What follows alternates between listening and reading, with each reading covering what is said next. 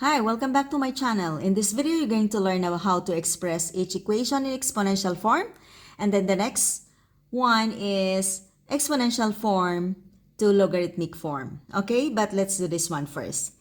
So we know that logarithms are just exponents. So we can rewrite each form to another form. Okay, so here, we have here, this is read as the logarithm base 3 of 27 is equal to 3. Okay? Now, if we're just going to rewrite, we're not going to evaluate. So by writing this in exponential form, so this is the exponential form here.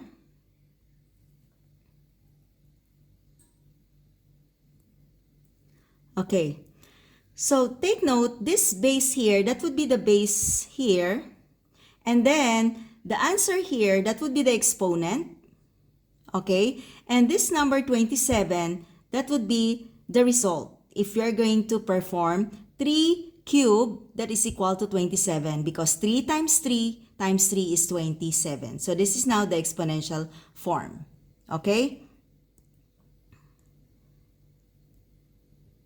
Next, how about logarithm base 5 of 625 is equal to 4? So again, the base here, 5, that would be the base in exponential form. So that is equal to 5. And then, this is the exponent. The result here is the exponent, that is 5 raised to 4. And then the number here, that would be equal to 625. Because 5 times 5, 25 times 5, that is 125 times 5, 625.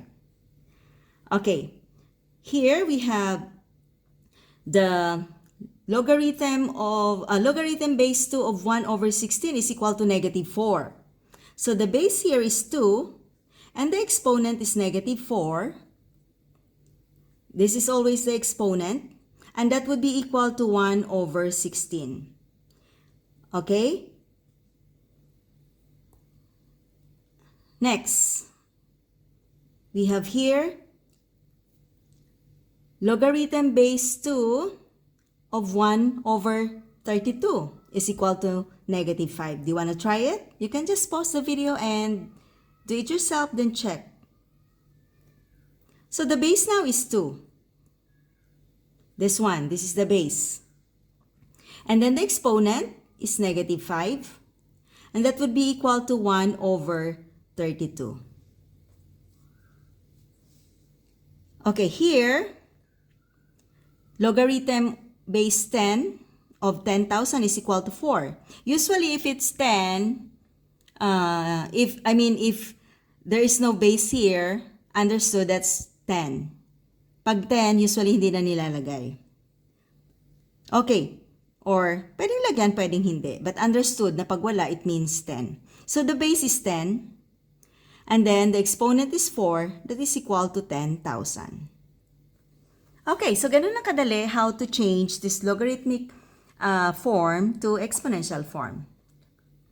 Okay, now let's have exponential to logarithmic form. Okay, so we have here the logarithmic form. Okay, so how are you going to do that? So you need to write in number 1, you need to write the log. What is the base? This is the base. So that would be here 6 of 36 is equal to 2, which is the exponent here. So this is the exponent. Okay, this is the base. So this is the number. Okay? Or the result if you are going to raise this base to 2. Okay, next, that's number 1. Then number 2, again, log, base is 3. Okay? And then, what is the number? 1 over 9. Log of base 3 of 1 over 9 is equal to negative 2. Okay? Because 3 raised to negative 2 is equal to 1 over 9. Okay, number 3. Do you want to try all the rest of this? Okay. So again, here log base is 5. So base 5 of 125 is equal to the exponent 3, which means the logarithm of logarithm base 5 of 125 is equal to 3. Okay, number 4, log, the base is 2, and then 1 over 16 is equal to negative 4. And the last one here, number 5, the base is 9, so log base 9 of 3 is equal to 1/2. Okay.